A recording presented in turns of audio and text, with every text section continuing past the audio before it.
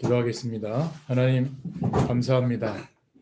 2021년도에도 주의 말씀과 은혜로 저희들을 세밀하게 인도해 나가실 줄 믿고 감사를 드립니다. 한 번도 걸어가 보지 않은 길이지만 주님께서 동행해 주셔서 안심하고 또 믿음으로 더 발걸음을 내어댔습니다. 성령께서 역사해 주시되 시공간을 초월하는 기도의 결단과 그 은혜 속에서 풍랑맞은 이 시대를 살려내는 응답의 인생이 되도록 축복해 나가시기를 소원합니다. 우리와 관계된 모든 곳에 불신앙과 저주의 배경들은 무너지는 시간 되게 하시고 하나님이 허락하신 전도자의 인생으로 또 주의 영광을 위해서 살아가는 인생으로 축복하여 주시옵소서. 우리의 하는 일과 또 받은 사명의 현장 위에 주님께서 언약하신 대로 성취하시고 이루어 나가실 줄 믿습니다. 성령께서 충만하게 역사하시는 한 해가 되도록 은혜를 더하여 주옵소서. 예수님의 이름으로 기도드렸습니다. 아멘. 하나님 말씀은 골로새서 2장 6절부터 7절입니다.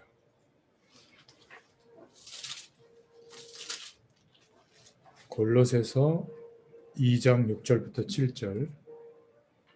찬양 소리는 조금만. 골로새서 2장 6절부터 7절입니다. 골로새서 2장 6절부터 7절 같이 읽겠습니다. 그러므로 너희가 그리스도 예수를 주로 받았으니 그 안에서 행하되 그 안에 뿌리를 박으며 세움을 받아 교훈을 받은 대로 믿음에 굳게 서서 감사함을 넘치게 하라. 아멘.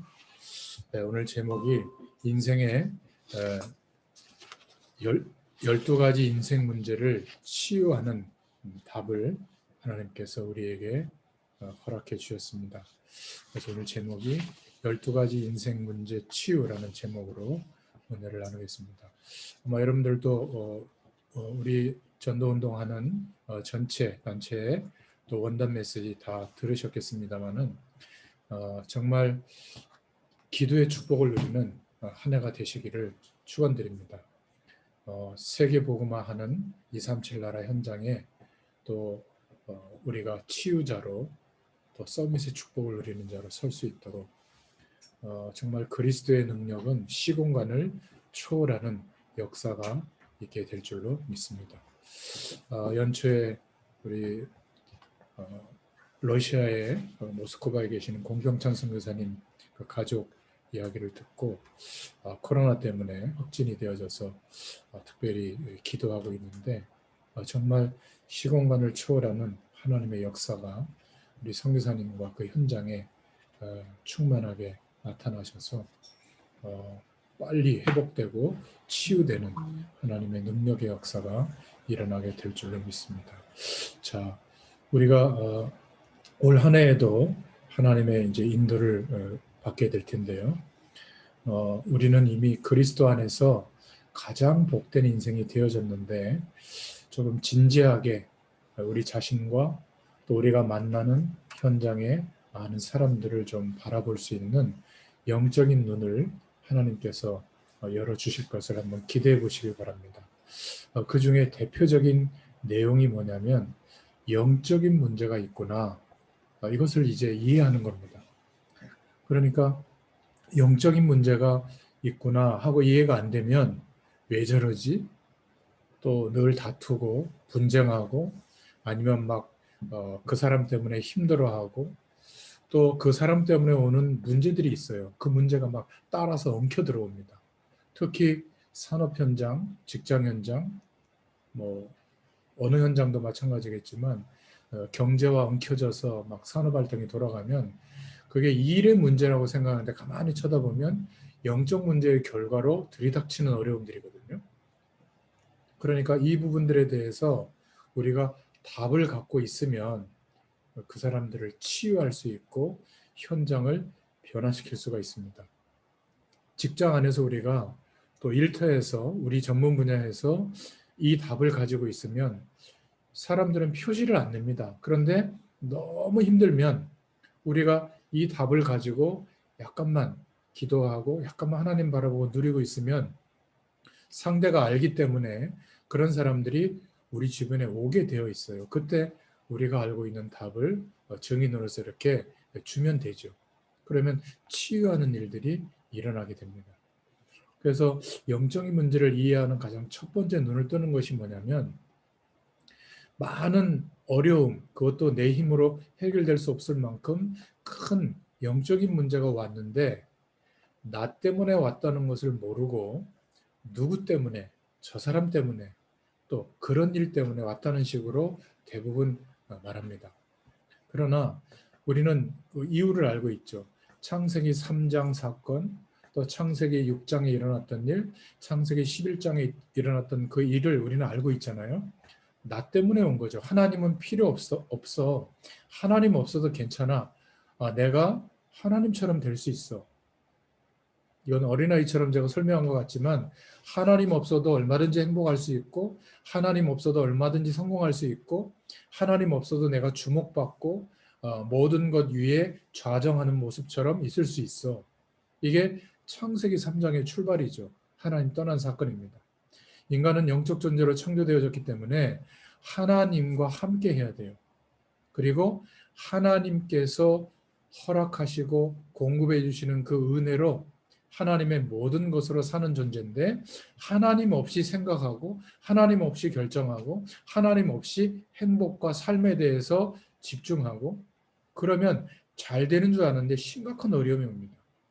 그게 바로 창세기 6장에 일어났던 일이죠. 세상은 풍요로워진 것 같지만 타락이 관영한 것으로 하나님은 보게 되고요.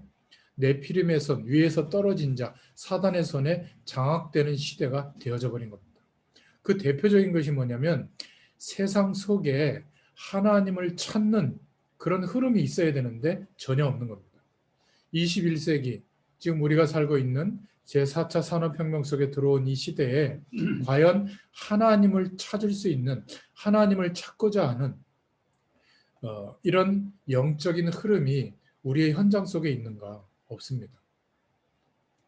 성경은 옛날 이야기를 말하는 게 아니라 지금도 똑같은 영적 현실을 보여주고 있는 거거든요. 세상은 굉장히 풍요롭습니다. 이제는 전 세계의 정보를 손바닥만한 스마트폰으로 다 알 수 있게 되고요.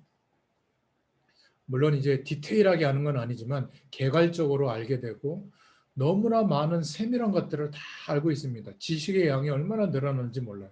그런데 세상은 굉장히 편리하고 풍요로운 것 같은데 사람들은 더 타락하고요. 지식은 굉장히 높아졌는데 오히려 사람들을 공격하고 힘들게 하고 또 아주 그냥 망가뜨리는 그런 일들은 더 많이 합니다. 더 타락하는 거 있죠. 왜냐하면 창세기 6장의 일은 지금도 똑같이 일어나고 있는 거거든요.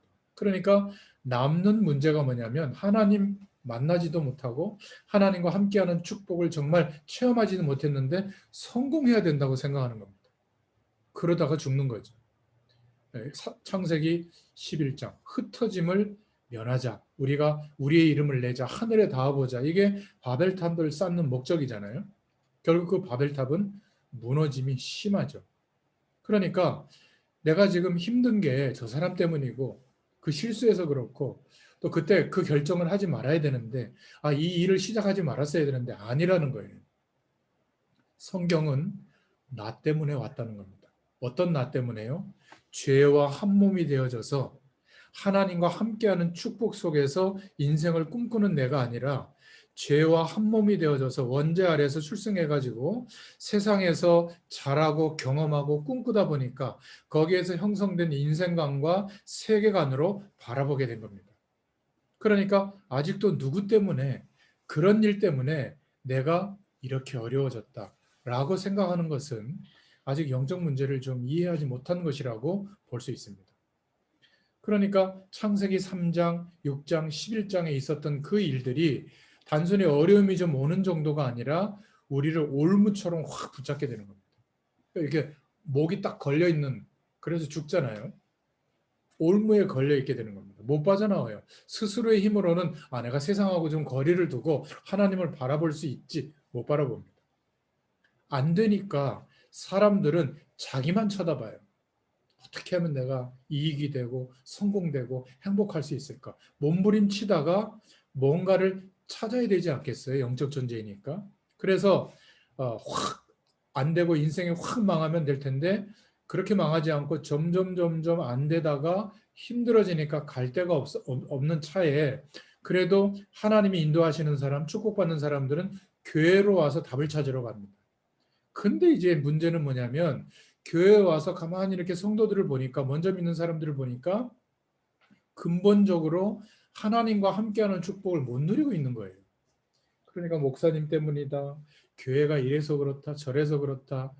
뭔가 불신앙, 하나님이 없는 것처럼 판단하고 결정하고 해석하는 이야기들을 들으면 믿음이 약간 붙어 있으려고 하다가도 그것도 떨어져 나갑니다. 그래서 결국 찾는 것이 뭐냐면 눈에 보이는 큰 거, 표시나는 거, 대단한 거, 큰 건물, 큰 조직, 아주 어마어마한 분위기, 어마어마한 시스템 이런 것들을 따라갑니다. 그 대표적인 게 뭐죠? 우상 신전들. 뭐 태국이라든지 뭐 일본이라든지 미국, 유럽에 가보면 어마어마한 건축물들과 어마어마한 어떤 그 문화가 합쳐진 내용들을 보면 거의 우상으로 점철되어져 있는 시스템과 내용들이죠. 그러니까 이리로 문화가 막 쏠리는 겁니다. 그리고 사람들은 일단 눈에 보이는 대단한 것을 찾다 보니까 그런 것에 이제 마음과 생각을 담고 몰두하게 되는 겁니다. 그게 이제 우상 종교로 시작되는 문제죠. 여기에 경제와 문화와 또 사람들이 모이고 힘 있게 느껴지니까 정치가 거기에 이제 합쳐져 가지고 이제는 총체적으로 하나님은 없는데 하나님은 만날 길이 없는데 대단하게 여기고 사람들이 거기다 인생을 거는 겁니다. 완전히 함정에 빠져 있게 되는 거죠. 이게 너무 안타까운 거예요. 이러니까 결과적으로 이제 나밖에 모르는 사람이 되는 겁니다. 내가 조금 이익이 안 되면 막 사람을 죽이기도 하고요. 뭔가 이렇게 열심히 사는데 나를 건들면 막 이제는 막 못 참게 되고 말이죠. 그러니까 남에 대해서도 정확히 알지도 못하면서 막 참견하고 말이죠. 지금 그 사람이 자기 중심으로 내가 열심히 하면 최선을 다하면 된다라고 생각하고 살아가고 있는데 그게 바로 하나님을 떠나서 죄와 한 몸이 되어져서 살아가는 인간의 근본적인 문제인데 결국은 안 되니까 사도행전 13장, 16장, 19장처럼 뭔가 대단하게 보이는 표시나는 눈에 보이는 그런 분위기와 흐름을 따라 점술, 무속, 우상의 배경, 종교의 배경 속으로 자꾸 걸어 들어가는데 그게 안 보이고 돈 문제라고 생각하고 키 작다고 생각하고 뭐 건강에 어려움이 왔다고 생각하고 부부 문제라고 생각하고 사람 문제라고 생각하니까 해결점이 안 찾아지는 거예요. 결국 운명처럼 바뀌어지지 않는 인생의 틀을 가지고 평생 고생당하는 겁니다. 그걸 보고 6가지 불신자 상태 이렇게 우리는 표현하죠. 틀이 짜여져 있는 겁니다. 그 틀대로 살아가는 거죠. 어떤 사람은 그 틀이 뭐냐 6가지 이런 불신자 상태의 운명의 틀이 착한 모습의 틀이 짜여져 있는 거예요. 그러니까 뭐 줄 안 서고 뭐 약간 이렇게 뭐 부정직하게 하는 거 막 이런 거 막 못 참는 거예요. 얼마나 착하게 살아가려고 노력하는지 몰라요. 그런데 자녀들은 제일 싫어하는 부모가 돼요. 희한하죠. 착하게 사는데 망해요. 어떤 사람은 굉장히 정의롭게 살려고 하는 겁니다. 정의롭게 살 수 없는 인간인데 정의라고 하는 틀이 딱 인생의 틀로 굳어지면 정의롭게 살도록 노력해야 될 거 아니에요. 정의롭게 살 수 없는데.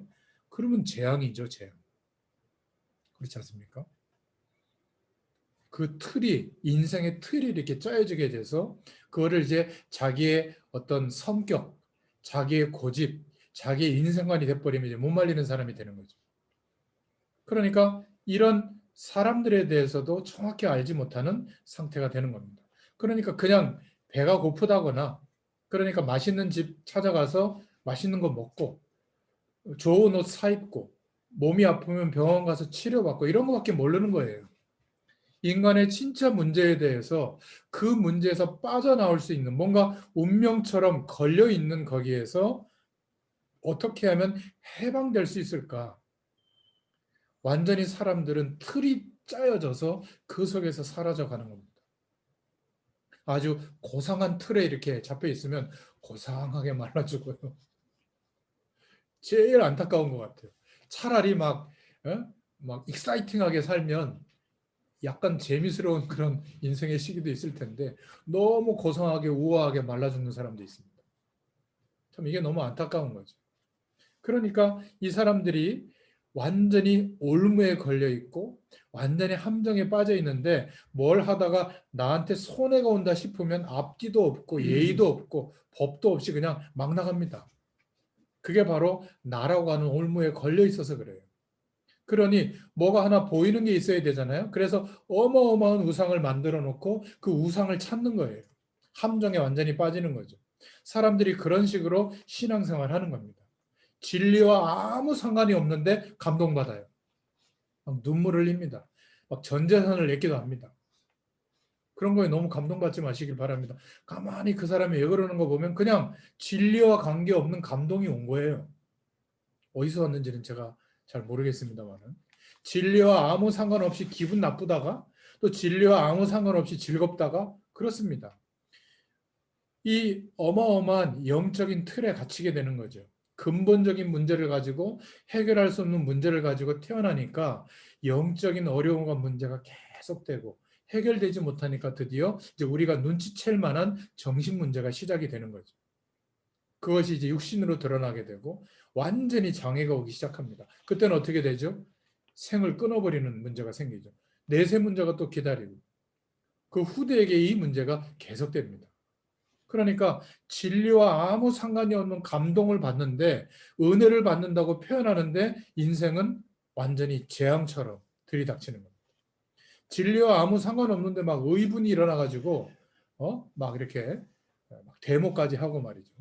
진리와 아무 상관이 없는데 뭐 그렇게 기쁜지 말이죠. 이렇게 운명처럼 틀에 짜여진 완전히 올무에 걸려서 함정에서 빠져가지고 살아가는 인생의 문제, 이 12가지 문제를 우리가 이해해야 될 줄로 믿습니다. 이것을 정확하게 깨닫고 알고 있으면 내가 이 축복을 이제 여기에서 빠져나와서 이제 하나님과 함께하는 은혜를 누리고 있으면 조금 누리고 있으면 뭔가 겉으로 드러나고 표시내지 않고 있다가 정말 힘들어지면 이미 나라고 하는 인생을 지켜보고 있었거든요. 다가옵니다. 그때 이것을 차근차근 깨달을 수 있도록 알려주면 돼요. 무조건 막 예수 그리스도 그리고 막 영접시키고 그게 이렇게 중요한 게 아닙니다. 도대체 우리는 왜 이렇게 힘든 인생을 살고 있을까? 성경에서 인생의 문제를 세상의 문제를 뭐라고 말하고 있는데 이렇게 한 12가지 정도로 설명해 줄 수가 있으면 거기에서 빠져나오는 답을 줄 수가 있는 것이죠. 여러분 유대인들 잘 아시죠? 얼마나 열심히 구약의 말씀대로 살려고 하는지 모릅니다. 이 유대인들이 잘못 각인되어지고 뿌리 내려지고 체질된 그것 때문에 정말 얼마나 성실하게 말씀대로 살려고 했냐면요. 안식일을 거룩하게 지키기 위해서 화장실 큰 것도 안식일 날을 안 가고 밭에 추수할 때 고아들과 과부들을 이웃을 사랑하라고 해서 그들에게 먹을 거리를 일부러 추수를 안 하고 남겨놓고요. 얼마나 말씀대로 실천하고 하루에 몇 번씩 정시기도 하고 말이죠. 또 구약의 말씀들을 암송하고 정말 말씀대로 살려고 했던 사람들이에요. 그런데 복음 위에 올라와 있던 그들의 다른 기준들 때문에 결국은 최선을 다해서 신앙생활한 것 같은데 노예로 끌려가고 전쟁이 끊임없이 일어나고 포로가 되고 석국이 되고 방랑하는 완전히 유리방황하는 신세가 되고 난민이 됐습니다. 왜 그랬을까요? 열심히 공부하여 성공했지만 복음을 놓쳐버리게 된 겁니다. 그걸 보고 종교라고 하죠. 열심히 하면 결과가 오는데 하나님이 주신 응답과는 다른 거예요. 그 성공도 하나님이 주신 성공과는 좀 다른 겁니다. 항상 정시기도를 하지만 원죄에서 못 벗어나고 있는 겁니다. 그러니까 제도와 전통을 중요하게 여기는 거예요. 복음의 내용보다. 못 빠져나오는 거죠. 12가지 인생 문제에서 못 빠져나오는 겁니다. 잘못된 사상, 복음이 아닌 복음을 하나님이 주신 복음을 자기들에게만 주셨다고 하는 사상을 더 위에다 두다 보니까 선민 사상을 가지고 이방인을 오히려 적대시하다 보니까 전쟁을 유발하게 되고 아주 공격받을 수밖에 없는 민족이 돼버리는 거죠. 그리고 육신적인 나라 문제를 해결하기 위해서 예수님을 정치적 메시아로 기다리다 보니까 예수님이 오셨는데도 인정하지 못하는 겁니다. 잘못된 교리화를 해버린 거죠, 복음을. 우리도 그럴 수 있습니다. 우리가 알고 있는 이 그리스도에 대한 지식, 성경의 말씀들은 조금 복음을 이해하는 정도지 마치 우리가 복음의 모든 것을 알고 있고 경험했다 이렇게 착각하는 순간 하나님은 여지없이 유대인들이 겪었던 일들을 우리도 겪게 하실 거예요.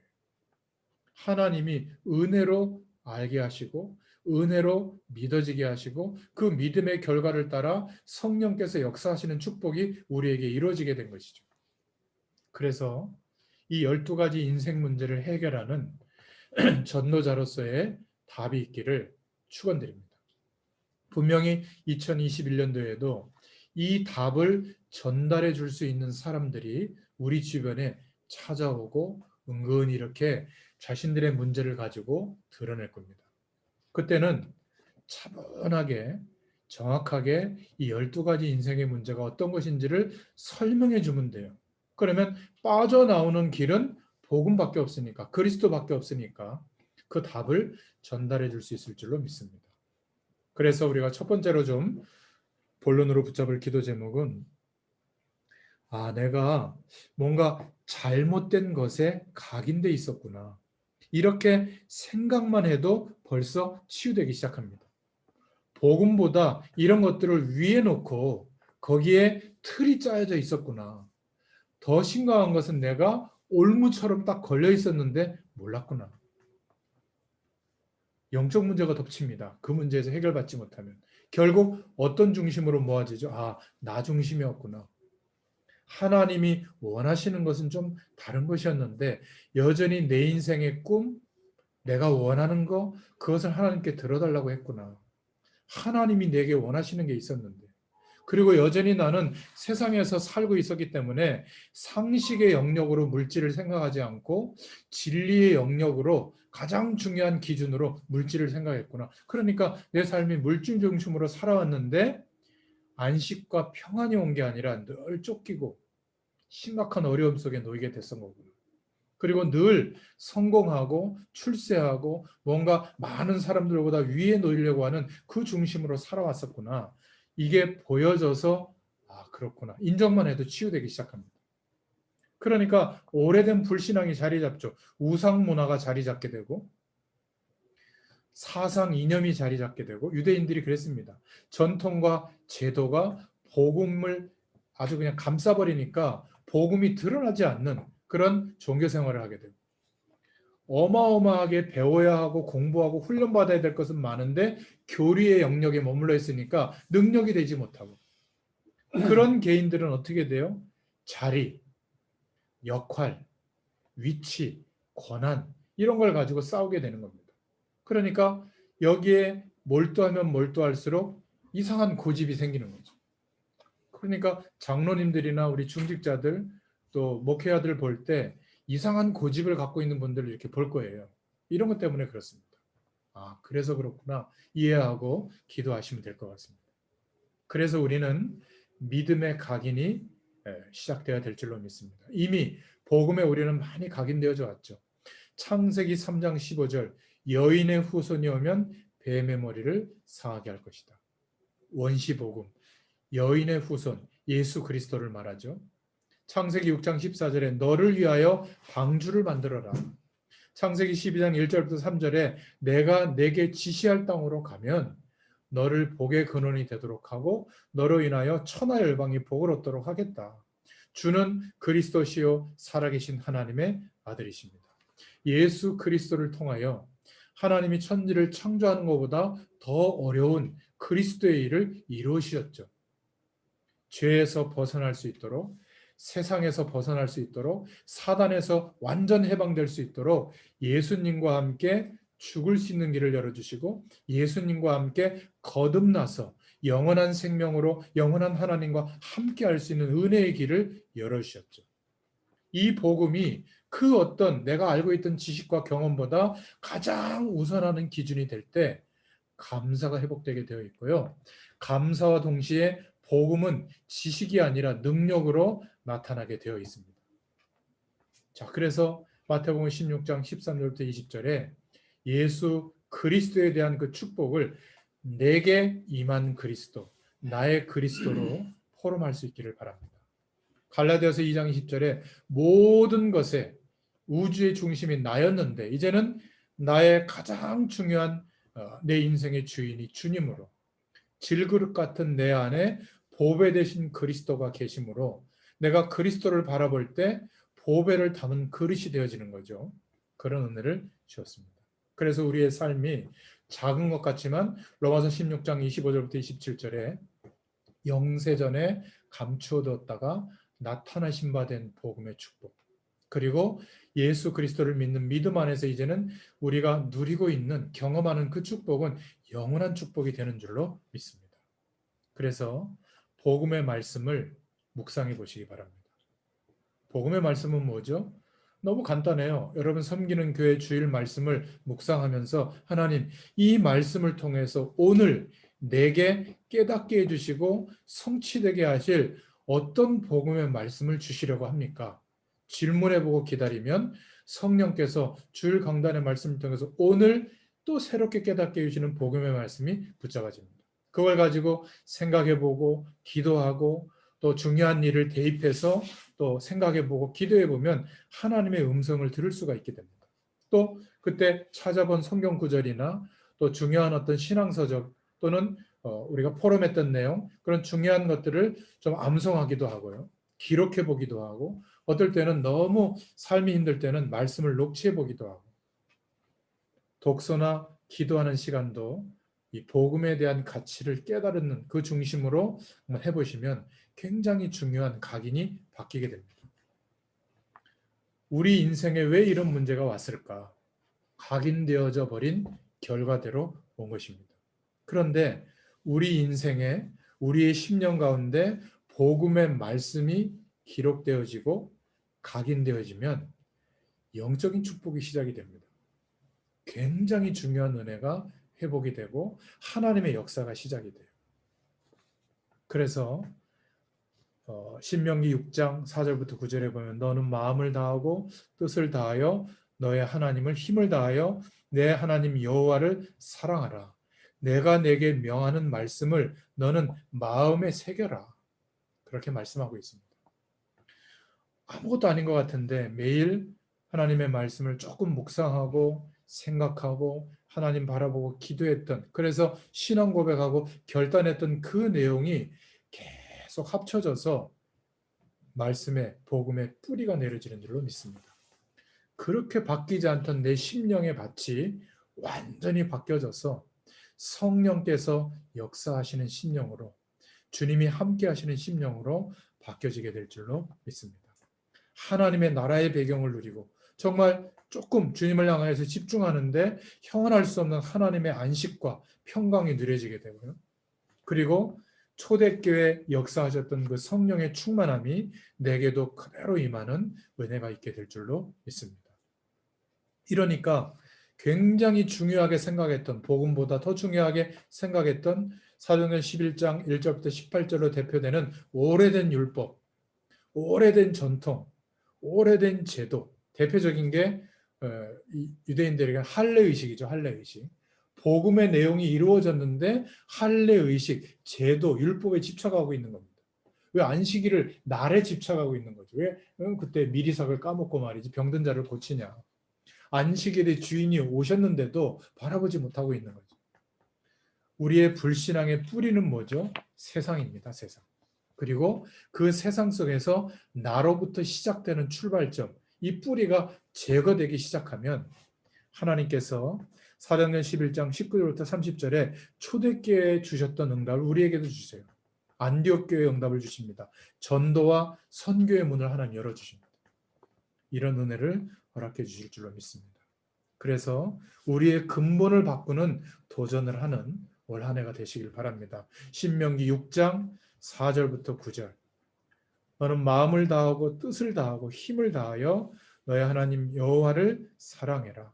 내가 네게 명하는 말씀을 너는 마음에 새겨라. 이 사실을 말씀으로 붙잡고 승리하시길 바랍니다. 이사야서 40장 6절부터 31절에도 오직 여호와를 앙망하는 자는 새 힘을 얻을 것이다. 독수리의 날개치며 올라감 같을 것이다. 다른 박질하여도 피곤하지 않고 걸어가도 지치지 않을 것이다. 그 은혜를 주실 줄로 믿습니다. 하나님 나라의 배경을 누리게 하실 줄로 믿습니다. 그래서 이 축복이 누려질 때까지 사도행전 1장 4절에 기다려라. 사도행전 19장 3절에 석 달 동안 집중했죠. 또 사도행전 19장 10절에는 2해 동안 집중했습니다. 사도행전 20장 31절에는 3년 동안, 그리고 사도행전 28장 30절부터 31절에는 2태 동안 하나님의 역사하시는 은혜와 축복을 누리는 시간표가 있었습니다. 코로나가 아마 백신이 나오고 치료제가 나오면서 상반기 지나가면서부터는 굉장히 안정화가 될 텐데, 그러면 불과 한 5, 6개월 이 시기에 하나님이 주시는 가장 중요한 축복은 뭘까? 하나님의 말씀이 우리에게 각인되고 뿌리 내려지는, 그러면서 조금 더 기도에 집중하는 시간을 가져보면 정말 237 나라를 영적으로 소통시킬 수 있는 그런 중요한 응답들을 허락해 주실 줄로 믿습니다. 그래서 사도행전 13장 1절부터 4절에 성령 인도 받는 축복이 오게 되고, 사도행전 16장 6절부터 10절에 하나님의 계획이 보여지게 됩니다. 그러니까 사도행전 19장 1절부터 7절에 마가다락방에 처음 일어났던 역사, 성령의 충만함이 우리에게도, 우리 삶에도 동일하게 재현되는 은혜가 있게 될 줄로 믿습니다. 사람들은 신앙생활 하는 것 같은데 왜 이렇게 힘들게 살아갈까? 말씀이 잘못 뿌리 내려져서 그렇습니다. 교회 다니는 사람들이 많이 있지만 저와 여러분들이 지금 듣고 있고 뿌리 내리고 있는 이 복음의 말씀을 거의 못 들어서 다른 열심과 노력을 기울이다 보니까 최선을 다하는 것 같은데 영적 문제는 점점 커지고 어려워지고 깊어지는 것들을 보게 됩니다. 나이가 좀 많이 드신 분들은 또 오래되었기 때문에, 영적 문제가 오래되었기 때문에 금방 고쳐지지 않을 수도 있습니다. 그런데 가장 빠른 길은 하나님의 말씀이, 복음의 말씀으로 그렇구나. 인생의 진짜 문제는 영적인 문제구나. 이렇게 여러 가지가 있겠지만 근본적인 이런 문제들이 있었구나. 좀 이렇게 인정하고 신앙 고백하게 되는 순간부터 그리스도의 능력을 붙잡게 되고 그 능력으로 역사하시는 축복 속에 들어가게 될 줄로 믿습니다. 그래서 비슷한 말인 것 같은데, 복음의 말씀이 각인되고 하나님의 은혜 속에 놓이게 되면 근본 뿌리가 바뀌게 됩니다. 돈이 없으면 불안하고 미래가 좀 이렇게 안정권에 들어있는 환경이 안 되면 불안한데, 그게 아니라 하나님의 은혜, 충만한 은혜가 좀 약해지면 불안하게 되고, 그 은혜가 충만하면 든든하고 안심이 되고, 이런 사람으로 바뀝니다. 연말 연초에 너무 감사한 것은 이제 막 집회나 모임에 많이 가야 우리가 은혜 받을 수 있었는데, 이제는 비대면 시대로 너무 좋은 것 같아요. 이제는 언제든지 말씀 들을 수 있고 말이죠. 훈련 받을 수 있고 그렇잖아요. 어떻게 이런 시대가 됐는지 모르겠습니다. 늘 언제 한번 집회 사역을 다 빼고 집회 가볼까 이런 마음도 많았는데, 근데 집회 메시지를 이제 얼마든지 들을 수 있고 또 영상이 또 금방금방 올라오더라고요. 이제는 저한테는 얼마나 좋은지 몰라요. 막 갈급함이 막 사라지는데 여러분들은 어떤지 모르겠습니다. 그래서 우리의 체질은 기도로 바꿀 수밖에 없습니다. 그래서 올 한 해 하나님이 바라보면서 하나님께 기도하면서 우리의 각인된 오래된 것을 뽑아내고 복음이 심겨지는 축복이 있기를 축원드립니다. 사모노를 간단하게 해도 됩니다. 하나님의 말씀을 두고 이 말씀을 통해서 성령께서 내게 무엇을 원하실까 질문해보고 또 깨닫게 해주시는 말씀을 붙잡고 기도하고 좀 기록해보고 이렇게 해도 되고요. 뭐 시간이 조금 되시는 분은 오늘 내가 하루에 일어나는 스케줄 중에 혹시 전도에 대한 계획을 없을까 찾아보기도 하고 그리고 기도 제목을 찾아서 이제 계속 하루의 일 속에서도 기도하고 하나님께 구하고 그러면 하루를 마감할 때 성령께서 어떻게 나를 인도하셨는지 보게 되죠. 이렇게 조금씩 하다 보면 나도 모르게 내 체질이 바뀌게 됩니다. 나중에는 성격도 바뀌게 되고요. 인격도 바뀌게 됩니다. 나는 뭐 성질이 안 바뀌어. 그건 전 잘 모르겠어요. 제가 이렇게 굉장히 내성적이거든요. 근데 이렇게 많은 사람들을 만나서 말씀 심부름하고 다양한 인생의 내용들을 보면서도 이렇게 듣고 기다려주고 도와주고 이런 사람이 되는 거 보면요. 참 성령의 역사가 되게 놀랍습니다. 저랑 이렇게 있어 보면 제가 그렇게 별로 말이 없다는 거에 대해서 놀랄 겁니다. 항상 이렇게 말씀 전하고 있다 보니까. 제가 집에 가면 거의 말을 많이 안 해요. 왜 그러냐면 이렇게 별로 이렇게 할 말이 없더라고요. 예전엔 참 할 말도 많고 억울한 것도 많았는데 이제는 아침을 좀 묵상해보고 밤에 좀 하루를 정돈해 보면 다 그냥 아멘이에요.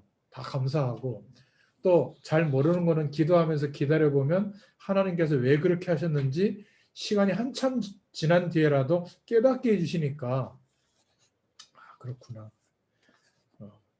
참 기다리는 걸 못했는데 참 기다린다는 게 또 축복인 것 같아요. 그러니까 대부분의 산업 현장에서 보면 못 기다리고 했다가 한 3년, 5년 거꾸로 갔다가 다시 오는 사람들이 참 많던데 여러분 우리의 체질이 우리도 모르는 사이에 바뀌는 것이 가장 성경적인 치유예요.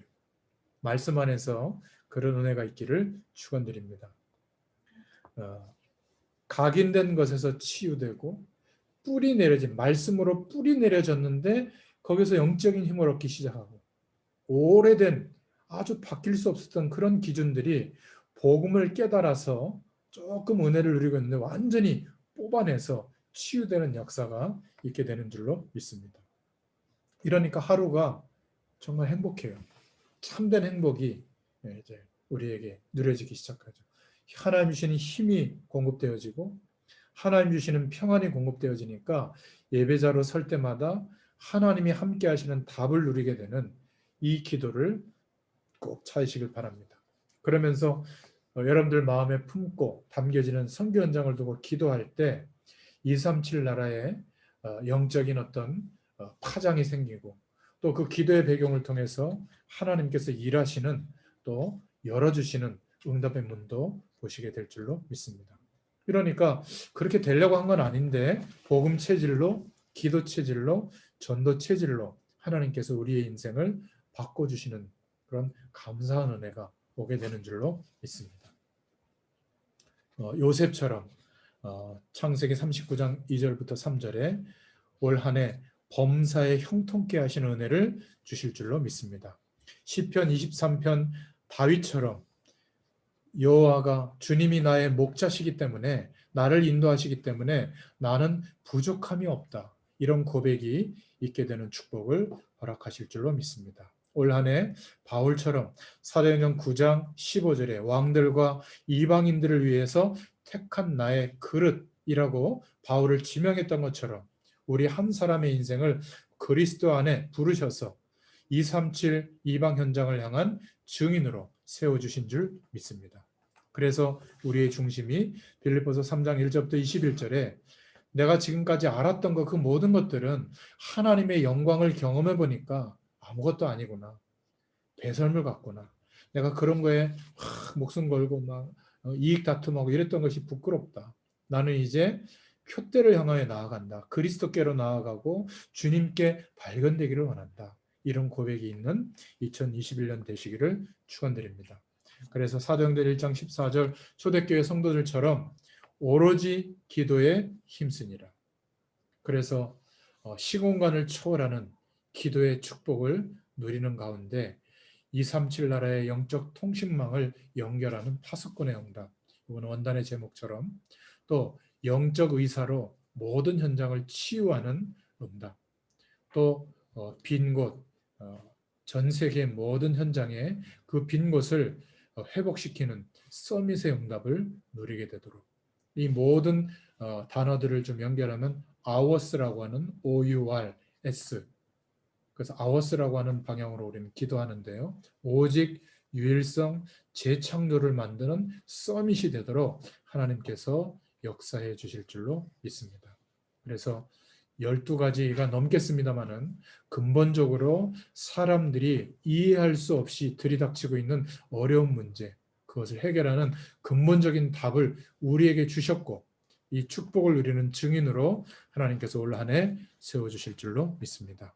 기도하겠습니다. 하나님 감사합니다. 사람들은 전혀 알 수 없는, 세상에서는 아무도 알려주지 않는, 성경에서만 말하고 있는 인생의 12가지 근본적인 문제들을 치유하고 해결하는 답을 가진 전도자로 저희들을 세워주셔서 감사합니다. 이 축복의 답을 가지고 하나님의 말씀을 붙잡고 기도하는 중에 시공간을 초월하는 성삼위 하나님의 역사하심을 경험케 하여 주시고 이 답을 전달하는 전달자로 올 한 해도 주님께서 세우시고 인도해 주시기를 소원합니다. 감사드리며 예수님의 이름으로 간절히 축복하옵고 기도하옵나이다. 아멘. 감사합니다.